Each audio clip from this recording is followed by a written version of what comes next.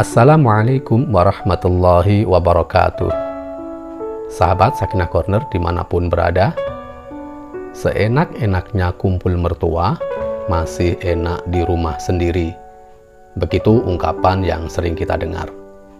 Alasan yang sering disebut mengapa kumpul serumah dengan mertua kurang asyik, biasanya karena berkurangnya kenyamanan. Serumah dengan mertua berarti tak punya privasi, tak bisa bebas mengatur rumah tangga sendiri, dan bahkan mesti siap diintervensi pada saat ada persoalan keluarga. Tapi, betulkah kumpul mertua semenderita itu? Boleh jadi kisah pilu begitu memang ada. Namun kalau mau jujur, banyak juga pasangan suami istri yang bisa enjoy dan bahkan merasa bersyukur bisa satu rumah dengan mertua. Kumpul mertua tak menjadi penghalang terjalaninya agenda-agenda keluarga. Mereka baik-baik saja. Dan karena ini terkait dengan interaksi antar personal, di mana satu keluarga dengan keluarga lain sangat mungkin berbeda keadaannya, maka kesimpulan yang sifatnya mengeneralisir, gebyah uyah kata orang Jawa, sangat tidak tepat. Seberapa nyaman kumpul dengan mertua tentu akan bergantung seberapa siap menantu, anak, mertua, dan para penghuni lain sekiranya ada dalam membangun interaksi yang sehat, saling menghargai, dan saling menyayangi.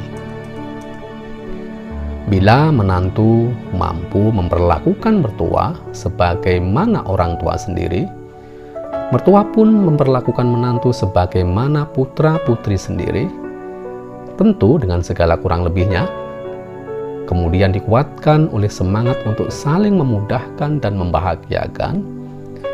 Hidup bersama seperti itu pasti lebih banyak kisah indahnya. Namun, bila salah satu atau bahkan dua-duanya, apakah menantu atau mertua, tak mampu menjalani kebersamaan dengan baik, masing-masing memperlakukan yang lain mirip rival atau bahkan musuh, suka menyalahkan, punya daftar keluhan yang panjang, jelas saja hidup bersama satu atap begitu jadi amat menyakitkan. Sahabatku, terkait urusan mertua versus menantu ini, ada sebuah kisah menarik berikut ini. Seorang menantu perempuan sudah tak kuat lagi menghadapi mertua perempuannya. Penghinaan, sikap merendahkan, omelan begitu sering diterimanya, hingga ia memutuskan untuk menghabisi nyawa mertuanya itu. Dia pergi menemui teman baik ayahnya, seorang penjual jamu. Dia menceritakan apa yang dialaminya dan meminta pada penjual jamu itu sejumlah racun supaya semua kesulitannya segera berakhir. Sang penjual jamu berpikir sejenak, kemudian tersenyum sembari berkata, "Aku akan menolong, tapi kamu harus mendengarkan dan melakukan semua yang aku minta." Perempuan itu menjawab, "Baik, saya akan melakukan apa saja yang Anda minta." Sang penjual jamu masuk ke dalam ruangan dan kembali beberapa menit kemudian dengan sekantung jamu. Dia memberi pesan kepada perempuan itu, "Kamu tidak boleh menggunakan racun yang bereaksi cepat untuk menyingkirkan ibu mertuamu, karena nanti orang-orang akan curiga. Karena itu, aku memberimu sejumlah jamu yang secara perlahan akan meracuni tubuh ibu mertuamu. Setiap hari, masakkan daging ayam dan kemudian campurkan sedikit jamu ini. Nah, untuk memastikan bahwa tidak ada orang yang mencurigaimu pada waktu ia meninggal, kamu harus berhati-hati dan bertindak dengan sangat baik dan bersahabat. Jangan berdebat dengannya, taati dia, dan perlakukan dia seperti seorang ratu. Perempuan itu sangat senang. Terbayang di matanya nasib naas yang akan menimpa mertua yang jadi musuhnya itu. Dia kembali ke rumah dan memulai rencana pembunuhan terhadap ibu mertua. Minggu demi minggu, bulan demi bulan, setiap hari perempuan itu melayani ibu mertua dengan masakan yang dibuat secara khusus. Dia ingat apa yang dikatakan sang penjual jamu tentang menghindari kecurigaan. Jadi dia mengendalikan emosinya, mentaati ibu mertua, memperlakukan ibu mertuanya seperti ibu sendiri dengan sangat baik dan bersahabat. Setelah 6 bulan, seluruh rumah berubah. Dia telah belajar mengendalikan emosinya begitu rupa, sehingga hampir-hampir ia tak pernah meledak dalam amarah atau kekecewaan. Dia tidak pernah berdebat sekalipun dengan ibu mertuanya, yang sekarang kelihatan jauh lebih baik dan mudah ditemani. Sikap ibu mertua terhadapnya pun berubah.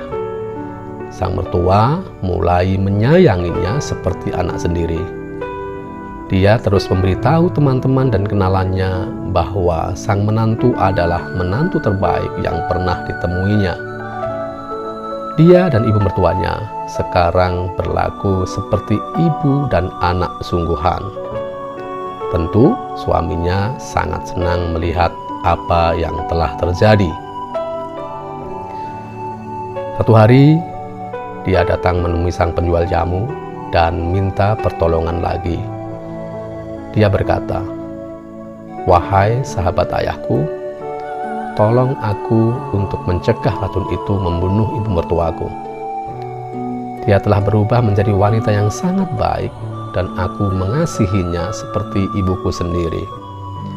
Aku tidak ingin dia mati karena racun yang kuberikan." Sang penjual jamu tersenyum dan mengangkat kepalanya. "Kamu tak usah khawatir, aku tidak pernah memberimu racun. Jamu yang kuberikan dulu adalah vitamin untuk meningkatkan kesehatannya. Satu-satunya racun yang pernah ada yaitu di dalam pikiran dan sikapmu terhadapnya. Tapi semua sudah lenyap oleh kasih yang kamu berikan kepadanya." Sahabatku, kata kunci permasalahan ini sesungguhnya adalah tentang kasih sayang, cinta, sikap hormat, kepedulian, dan semacamnya. Tentu tak ada sikap yang paling tepat bagi menantu kepada mertuanya, kecuali memberi penghormatan terbaik. Dan tak ada sikap yang paling tepat bagi seorang mertua pada sang menantu kecuali menyayangi, mencintai sebaik yang bisa dilakukan. Bila ini mampu ditunaikan oleh masing-masing pihak, tentu akan menumbuhkan suasana nyaman, harmonis, dan membahagiakan. Jadi, kalau ada pertanyaan, apakah siap hidup berkumpul bersama mertua? Jawabnya adalah siapa takut. Hari ini kita berbakti pada mereka, merawat mereka sekiranya memang butuh perawatan. Mumpung mereka masih bersama kita, mumpung kita masih bisa menjumpainya sesering yang kita mau.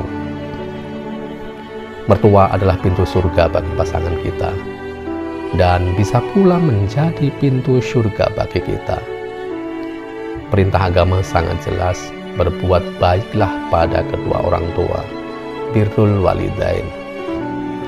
Bukankah suatu ketika kita juga akan menjadi seorang mertua dan memiliki menantu?